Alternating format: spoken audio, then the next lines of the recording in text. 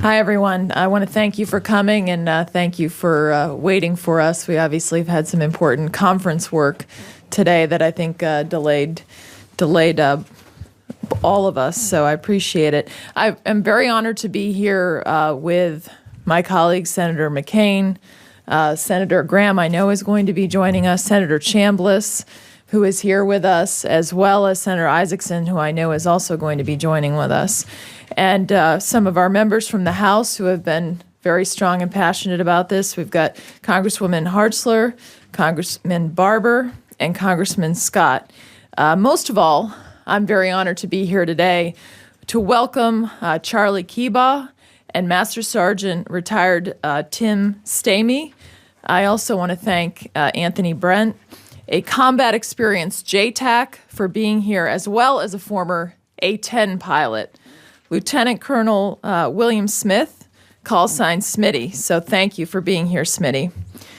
You know, a lot of people inside the Beltway try to pretend to be close air support experts. So it is nice for us today to have some real combat experience close air support experts here to speak truth to power about the importance of the A-10 when it comes to protecting our men and women in uniform on the ground.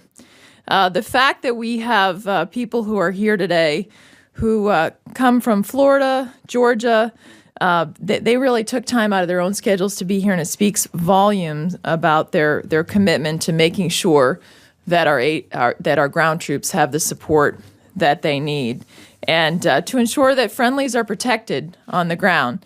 Let me say briefly to introduce two of our distinguished guests who are here today. Charlie Keebaugh is the president of the Tactical Air Control Party, or the association. The TACP Association represents 1,300 Joint Terminal Attack Controllers, or JTACs, collectively representing unmatched close air support experience. These are the guys on the ground that are working with all of our airframes to ensure that our men and women in uniform get the support that they need, and that the shots that come in take out the enemy and not our friendlies. So they have incredible experience. Mr. Keebaugh served on active duty for 10 years as a JTAC and TACP instructor, and he saw combat as a JTAC deployed to Afghanistan with the 75th Ranger Regiment. Master Sergeant retired Tim Stamey is an Air Force combat veteran, Silver Star recipient, and former JTAC. He served in the Air Force for almost 22 years, including 14 years as a JTAC with extensive experience controlling a variety of aircraft in combat, including A-10s, F-15s, F-16s, B-1s, B-52s. He's seen it all, and he's done it for our country. We're really honored to have him here, and have him to speak about the important role of the A-10 in protecting our troops on the ground. So I am very, very honored. Before we hear from our members and before we hear from Mr. Keebaugh and Master Sergeant Stanley, I want to say a few things. I've been fighting so hard for the A-10, and there's only one reason for that. I believe when we send our men and women to fight on our behalf, that they deserve the very best, and we have a responsibility to ensure we can do everything we can to bring them home. There's no doubt that the A-10 is the best close air support platform out there. It's not my words. We've heard it from the Chief of Staff of the Army. I've heard it directly from those who are on the ground in Afghanistan, other difficult places around the world. And so it is very important that we preserve the capacity to give the very best close air support to our men and women in uniform. And I'm very honored to be here to introduce my colleague, Senator John McCain, who obviously has served our nation with such incredible distinction and really truly is someone who has spent his life defending this nation and ensuring that we remain safe. Senator John McCain. Well, thank you, Senator Ayotte. And Senator Ayotte, Failed to mention the fact that she is very familiar with the A-10, as her husband, Joe, is a A-10 Warthog pilot of great distinction. But more importantly than that, Senator Ayotte is one of the best informed and most active members of the Senate Armed Services Committee. I want to thank Senator Graham, Senator Isaacson, I believe will be here, our members of Congress, Charlie Keebaugh, Tim Stamey, and all of those who have weighed in so heavily because of their deep concern about our ability to provide adequate close air support for the men and women who are serving. We all know that it's the best platform. There's no doubt about that. The Air Force spent most of this year fighting Congress to retire the A-10. Why they weren't focused on other important issues, I don't know, but this fight is far from over. All I can say is that we are talking about the lives of men and women who are serving in the military. Look back at the unfortunate but completely preventable fratricide incident in June that killed 5 U.S. soldiers and 1 Afghan soldier.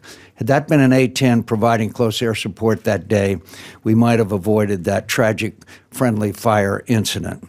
ISIS is on the move. 10,000 troops still fighting in Afghanistan, Russian troops advancing in the Ukraine.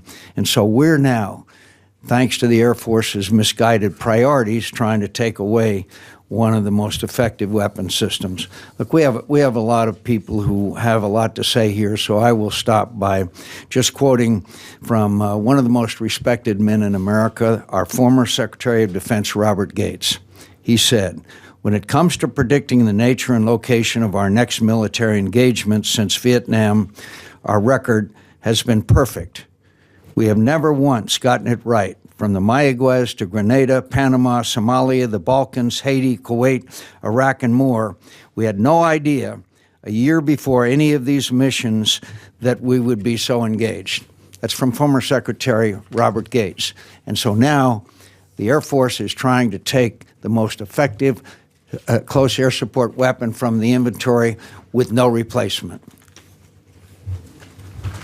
Thank you. I'm now honored to introduce Senator Saxby Chambliss, who has been such an important member of the Senate Armed Services Committee and really someone who has strongly stood to preserve the A-10 for our troops from the beginning. Thanks very much, Senator Ayotte, and thank you for your just dogged support of this weapon system for all the right reasons. And I want to quickly say that, the Air Force is in a tough spot. We all know that. We know sequestration is having a huge impact on the budget, and I'm very confident that under the leadership of John McCAIN on the Armed Services Committee next year, that we're going to make some corrections in sequestration. The Air Force has basically made their recommendation to Congress on the retirement of the A-10. It's imperative that members of Congress take the information that the Air Force has and make our decision not just based on what the Air Force recommends, but also it's imperative that we take information from those folks who have their boots on the ground. You're going to hear from a constituent of mine, Master Sergeant Tim Stamey, here in a minute. He was a JTAC. He was responsible for directing close air support to the right location for destruction of the enemy. And it's men and women like him that we also have to listen to, and then we have to make an informed decision about weapon systems. And when you talk to folks on the ground, I don't care what branch of the service they come from, but if they got their boots on the ground, they are dependent on the A-10. The Air Force simply has not had a long-range plan for retirement of the A-10 and bringing in the F-35. What we're saying to the Air Force is, look, we understand you're going to the F-35. We've got too much money invested to do otherwise. It's a great weapon system. But in the meantime, we've got to make sure that whatever venue we're in, and John McCAIN has hit it on the nose, you tell us where we're going to fight next, we'll tell you what weapon systems we need. But we've been wrong 100% of the time when we try to predict where that's going to be. The A-10 is a needed weapon system as we transition to the F-35, and we would be foolish to retire those airplanes at this point in time. Thank you, Senator Chambliss. It's now my honor to introduce Senator Lindsey Graham, also a member of the Armed Services Committee, who serves himself and very focused on the defense of this nation. Well, the A-10 community owes a great gratitude to Senator Ayotte and McCAIN, who have been really the leading voices on this, and Senator Chambliss and I are sort of the amen chorus. Out with the old, in with the new makes sense if the new is available to you. The A-10 has stood the test of time. I'll make a prediction. I know where we're going to fight next, in Iraq and Syria. Because if somebody doesn't fight these guys, they're going to continue to win. And there'll be no substitute eventually for an American ground component. And you've got the helicopter fleet. Attack helicopters are great. You have a lot of fast-moving airplanes that are great. But the A-10 is right in the middle. It's a flying tank that can hover over the target and deliver a punch. I tell you who would love to retire the A-10. That's the enemies of this nation. When they hear that thing coming, they try to get out of the way. So we're going to fight the Air Force because it's budget-driven. I'm convinced if we had an appropriate budget for the United States Air Force and other branches of service, we would not be having this discussion. We're doing this because of a budget, not because things have changed in terms of the world being safer and there's no need for the A-10. So this new Congress, here's my statement to my colleagues. We're not going to strip the military of what they need because we made poor budget choices. Thank you very much. Thank you, Senator Graham. And there have been so many good people fighting to ensure that our troops have what they need in the House side, and I'm honored to introduce Congressman Barber. Well, thank you very much, Senator Ayotte, and thanks too to Senator McCain. Your fight, Senator, has been unwavering to make sure that our men and women who fight on the ground are properly protected. And now with the incoming chairman of the Armed Services Committee's determination, as he said just one day after the election, to keep the A-10 flying, I feel very confident that we will do that. I also want to thank Charlie Keebaugh and Master Sergeant Tim Stamey for being with us today. Their knowledge, their direct knowledge of how this plane works is very critical. As many have said today, and as the House and Senate has said loudly and clearly, our ground troops deserve the very best protection, very best close air support that we can provide to them. It shouldn't be budget-driven. It has to be driven by the needs of our troops. And when I talk to soldiers who have come home from Afghanistan and Iraq and who work in my district at Fort Huachuca, they say over and over again, keep the A-10 flying. I was in Afghanistan a few months ago, and I asked our Marines and our Army personnel there, if there's one thing that I could do as a member of Congress to help you in this battle, what would it be? And repeatedly they said, keep the A-10 flying. They know its worth. There is no other fixed-wing aircraft that's proficient or as effective as the A-10. We know it works. And there's no other aircraft ready and capable of taking its place with our men and women who are still in combat. We absolutely cannot, we must not allow the A-10 to be grounded. So where do we stand? I think the Congress already has spoken very clearly. Both the Senate and House Armed Services Committee have authorized funding for the A-10. Both committees have passed prohibitions against the divestment, and the House soundly rejected the idea of placing the A-10 into any type of storage. We won a major battle. My colleagues and I, Congresswoman Hartzler, Congresswoman Candace Miller, Congressman Scott, won a major victory when the House voted overwhelmingly to continue the A-10. Let's remember what that vote was. 145 Democrats, 155 Republicans said no to the Air Force because they believed that the troops needed protection. This is not a parochial or a partisan issue. This is a bicameral, bipartisan issue, and we're going to prevail. And I just want to say to the Air Force, any move by the Air Force to lessen the prohibition language or set up a false fight between supporters of the A-10 and supporters of the F-35 is going against congressional intent. Let me repeat that. Any attempt by the Air Force to lessen the prohibitions language that's set up in these bills or set up a false fight between supporters of the A-10 and supporters of the A-35 is going against congressional intent, and we will continue to fight this battle into the next Congress if necessary. We are united in our determination that the men and women we send into battle will be protected by the best close air support system available to them, and that's the A-10. And I want to thank my colleagues for joining me in this battle, and thank you, Senator Ayotte, for bringing us together today. Thank you so much, Congressman Barber, and I'm very honored also to be here with Congresswoman Hartzler. Thank you. Thank you, Senator. Thank you, my colleagues, and appreciate everyone here who's standing strong for the A-10. You know, it's a unique aircraft with a one-of-a-kind capability. There is no aircraft to replace this. And I'm so proud of the men and women in uniform who are providing this capability to our men and to our ground troops. I have a unit in my district, the 442nd, that just returned from a year in Afghanistan with the A-10s. They were flying 24/7 operations. They came back with bullet holes in their A-10s. They saved lives. And our Air Force deems that it's still important in the Afghanistan conflict to have this aircraft, yet on the other hand, they're trying to divest it. It is wrong. We need to keep this capability, and that's why we've worked so hard in the House and in the Senate to keep it in the NDAA. We have spoken clearly. We are representatives of the people. We talk to the troops. We talk to those who fly this aircraft. We understand its importance. We found funding for it. And now we will not accept anything less than maintaining it for at least another year in this NDAA.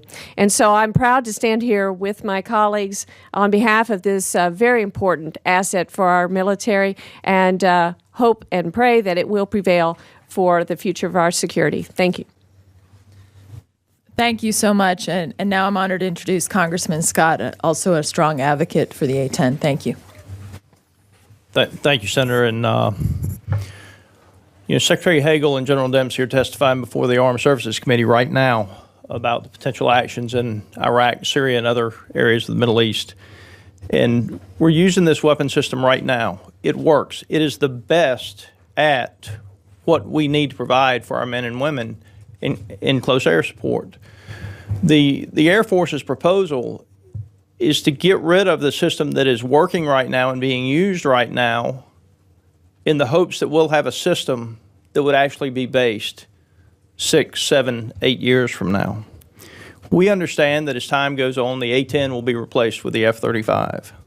But it makes absolutely no sense to take a weapon system away that works perfectly good right now for the fights that we're in right now, based on the promise that we'll have another weapon system in 5, 6, or 7 years.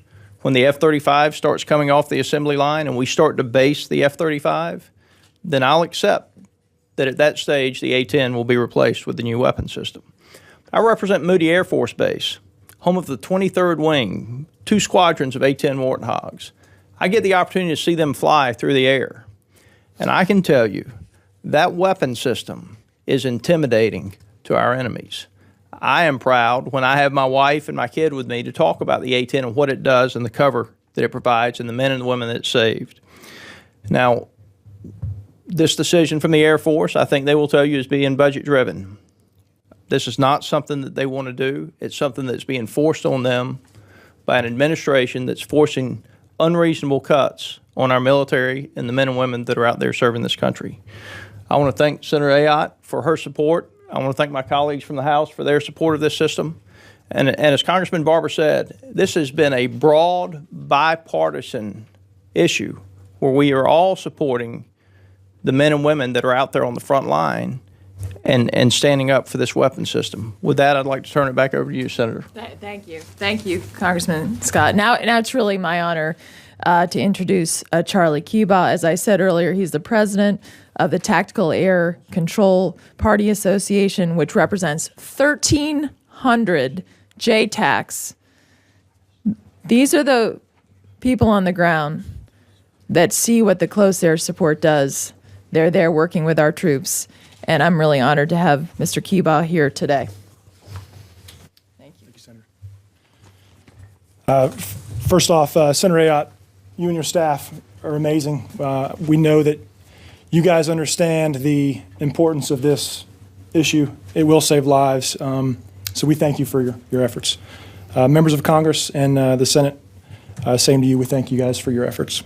Senator McCain, I saw him speak at Colonel Bud Day's funeral last summer in Fort Walton Beach. Colonel Day is a Medal of Honor recipient. So to hear his explanation of their relationship, it was completely life-changing, and it's something I won't forget. As Senator Ayotte said, I'm Charlie Keebaugh. I'm the president of the TACP Association. I served on active duty for 10 years. I've now been out 10 years. I've been the president of the TACP Association since 2010. Since then, we've raised about $1 million for the families of our fallen. And of course, this issue, we're very concerned about it because we don't want to have to raise money for more families of our fallen. So today I speak to you from the standpoint of the president of the TACP Association. We've got 1,300 guys on active duty and in the Air National Guard serving as JTACs. As you can imagine, they've been asked to not speak on the issue. We've also got about 2,000 former JTACs that are now retired or out of the service. So collectively, we've got hundreds of years of combat experience, and we are the largest group of JTACs on the planet.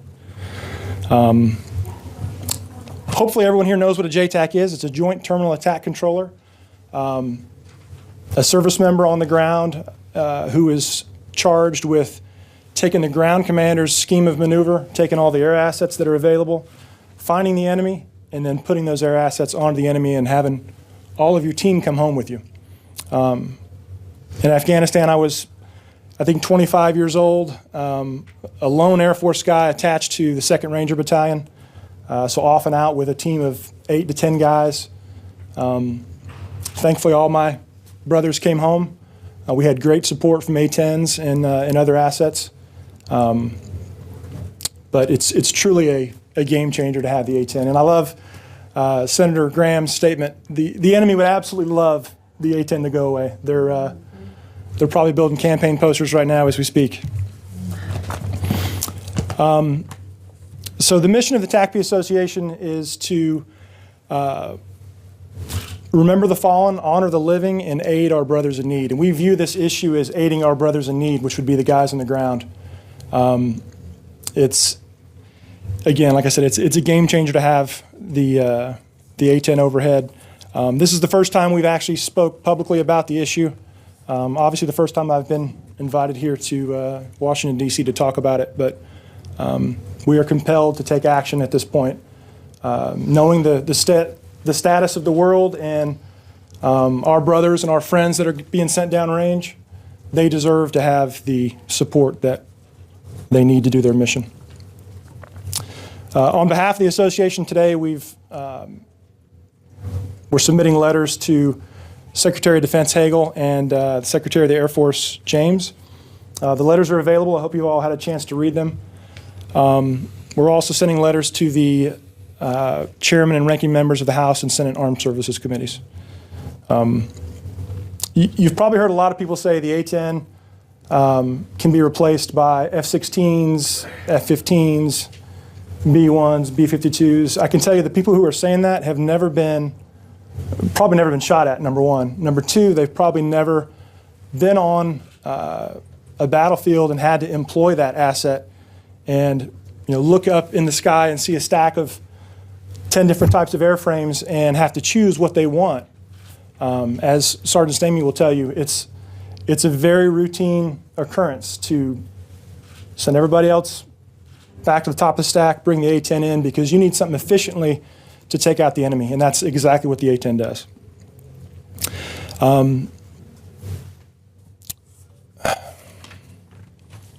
Last October, which was about a month ago, we had our annual reunion and memorial in Fort Walton Beach, Florida. We bring the families of our fallen, their children, and we hold a ceremony and then have a week-long event of celebration for the service of their fallen family member. During that event, we put the question out. Again, like I said, no one was allowed really to talk about the issue, but we put the question out: do you support the Air Force's plan to divest the A-10. As you can imagine, 100% said absolutely not. 100%. We also posted an online poll. We had a couple guys that just felt like arguing, but again, over 99% in that poll were against divesting the A-10. So we'd like to make a direct appeal to Secretary of Defense and the Secretary of the Air Force to really take a hard look at this decision. Our guys on the ground deserve and need the A-10. We'd also like to offer a 30-minute sit-down. I can have a dozen JTACs here tomorrow. Well, maybe not tomorrow. Maybe within a week. We could have the right guys or any of the guys come and talk, have a 30-minute sit-down with the decision makers, with no other Air Force personnel in the room, just the Secretary of Defense and the Secretary of the Air Force, and honestly get their opinion without fear of retribution for their career. I think they would get a very, very different bit of information.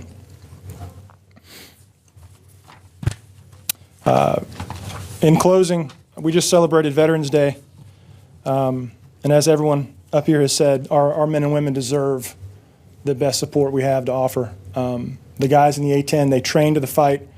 They know exactly what the guy on the ground needs. You will never see a A-10 JTAC interaction that doesn't go flawlessly. These guys write the playbook on how to do this stuff. Everyone else tries to train to it, but these guys are the actual authors. So again, Senator Ayotte, thank you for inviting us here, and thank you all for coming. I want to thank Charlie Kebaugh for sharing his time with us today, and I'm very honored to introduce Master Sergeant retired Tim Stamey. As I've already said, he is an incredible Air Force combat veteran. We're so grateful for his service. He's a Silver Star recipient and former JTAC. I know you've been sitting here for a while, and I'll have to apologize straight up front. I'm just a crusty old Master Sergeant. This isn't going to be eloquent, but it's going to be from the heart. Thank you so much for everything the senators and stuff here are doing, and I urge all the other senators and representatives to do the same thing.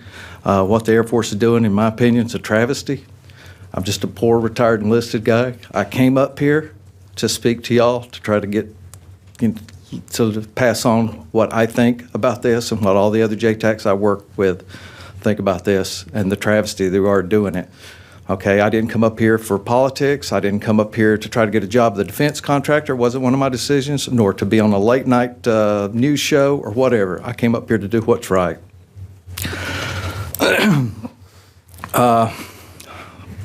Like she said, I'm retired Air Force Master Sergeant Tim Stamey. I was one of the first JTACs into Afghanistan after 9/11. I was one of the guys initially anyway, running around with a beard, long hair, riding horses. Prior to that, in the 90s, I actually went and taught at the B-1 and the B-52 weapons schools on teaching them to be able to drop bombs, 4 guys on the ground, behind enemy lines in a TGO operation. Not a close air support, a TGO. No integration with the scheme and maneuver of the battlefield, just to drop the bombs out there for us. I know their limitations and what they're capable of. I've controlled 16s, 15s, A-10s, AC-130s, B-1s, B-52s, F-18s, foreign aircraft. I've controlled lots of aircraft. As JTACs, if you cut me, I bleed green. Okay, I may be retired Air Force, but as JTACs, we go from Army post to Army post. We're attached to every Army combat unit. I spent the majority of my time with Special Operations attached to Special Forces Green Berets. And we live with those guys. We fight with them. They're my brothers. okay? And those guys that are out there doing that are enlisted guys, okay? And 90% of them come from middle-class families. They just have a high school education, and their parents happen to be the people that are supporting or doing the preponderance, pay the preponderance of the taxes for this country. And I wish the other senators and representatives would think about that and who this A-10 really supports. It's those guys. It's the A-10's not sexy. It ain't pretty when it flies over, but it's big and ugly, and it does what we need it to do. As Charlie was talking about, you know, the A-10 coming in there as a JTAC, and I've got aircraft stacked up, which, you know, at times you can get plenty of them if you're the only one needing the air to come in. You'll pick and choose which aircraft you want to bring in first. And you always, we got a thing, you shoot the 50-meter targets first, the ones that are closer to you. And I will bring in the A-10 every time to get the close targets to me and work the other ones out. Why? Because it's the safest. It's the safest for us. It's the best at what they're the best at that. That is their mission, close air support.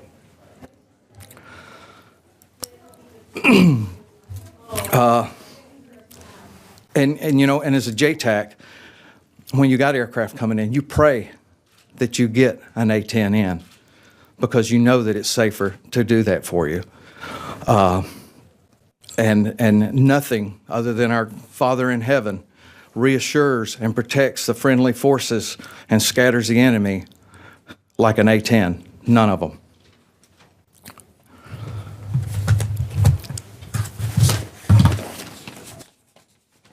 I warned you, I'm not eloquent.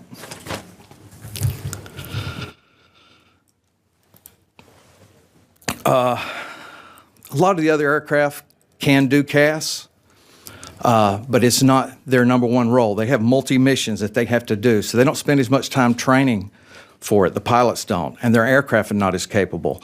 The A-10 has a titanium tub which protects the pilot. The jets are situated over the rear horizontal stabs, okay, to protect it from being shot down with bullets coming in. It has a GAL-8 Avenger 30-millimeter cannon.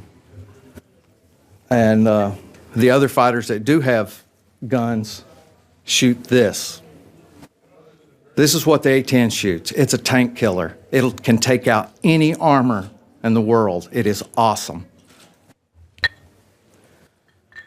Now, if you've got guys in trenches, and these places we go to, these people have been fighting for hundreds of years. They've got trenches and spider holes and stuff dug everywhere. And you can have a bomber come over and drop all these bombs. They hit the ground, they blast, and the shrapnel goes over the top of them. But that A-10 can get down in the dirt, and he can strafe those trench lines. And I know this ain't what you want to hear, but you know what? Combat isn't what anybody wants to see or hear. But when you're out there and you're getting shot at, and everything's going to crap, you know, people talk, oh, you can use a B-1 with JDAMs. I tell you what, you tell me how many guys can give you accurate coordinates when they're just trying to stay alive and the bullets are flying over. I'd rather have an A-10 pilot who's used to this coming in, and he can talk to me, and he can work with me, and he can assess the situation. That's what they're trained to do.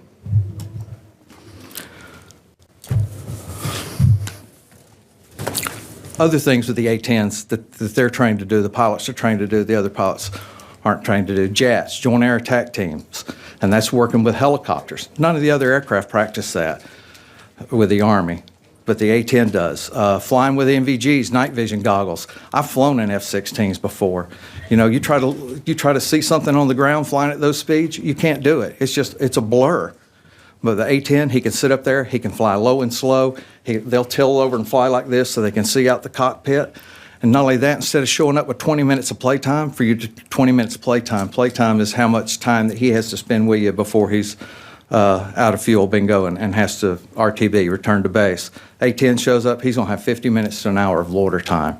That's huge.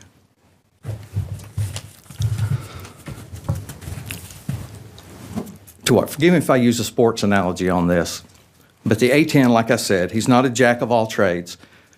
His focus is CAS. Okay, all the other aircraft the Air Force have, they try to do a multitude of different missions, and they'll try to do a little bit of CAS.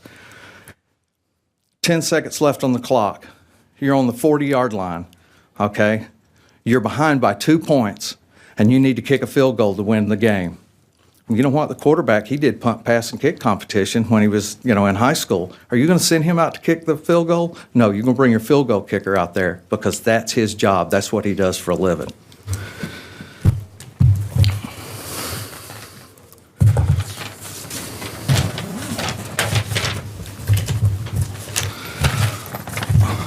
The Air Force says it can't afford the A-10. We can't afford to lose the A-10. The A-10 is the cheapest aircraft to maintain, CAS aircraft to maintain. So the fact they say they can't afford it, that's bull crap. Excuse my language.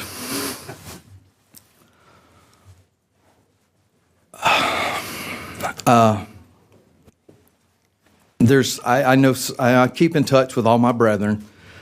And I tell you what, they all feel the same way I do. And there's so many of them that's lives have been saved by A-10s, that and the grunts that we work with. It's, I can't believe it's incredible that we're even talking about this. The world's too volatile and unpredictable right now. Wars and rumors of wars. Putin and what he's doing over in Ukraine. And we're looking at getting rid of this CAS aircraft when we don't have anything that can come anywhere close to doing what it's doing and not going to have for years and years and years. It's insane. Historically speaking, we've always planned to fight the next war the same as the war we just got through fighting. And I'm going to tell you right now, CAS, when you get in a deciduous environment with trees and everything, is much harder to do than it is in the desert. Everything's open in the desert. It's a lot easier. But what if we end up going to war in Eastern Europe again? We've already got rid of the A-10 squadron we had over in Europe, so we don't have them there to defend NATO. It's gone. South Korea, the Air Force is looking at getting rid of the A-10 squadron in South Korea next year. Really? Is North Korea no longer a threat?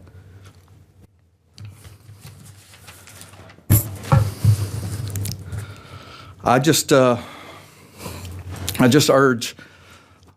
Secretary of Defense, the Secretary of the Air Force to do the right thing and listen to JTACs without any repercussions to them, because let's not fool ourselves. You know how that works. And I urge the rest of our senators and our representatives to do what the good senators and representatives are doing here, and that's to save the A-10 in order we can save the lives of the poor guys on the grunts on the ground that are living and doing this. Thank you, ma'am. Thank you. I have to say that Master Sergeant Stamey is quite eloquent when it comes to really, I think, letting us understand the importance of this close air support mission and what he has seen on the ground for why the A-10 continues to be needed. So I thank you. I know we were delayed, and I really appreciate all of you being here.